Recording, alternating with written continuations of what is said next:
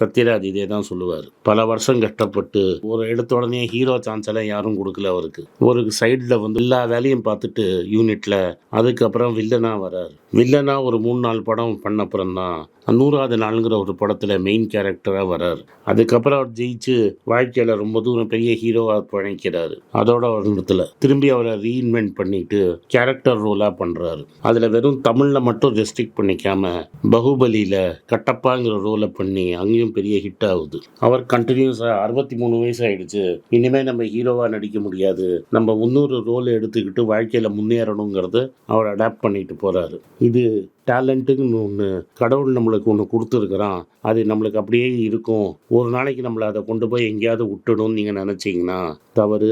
அது மாதிரி நிச்சயமாக பண்ண மாட்டோம். நீங்கள் பண்ணுற daily work, routine, consistency, perseverance தான் ஒரு நாளைக்கு உங்களை வாழ்க்கையில் ஜெயிக்க வைக்கும்.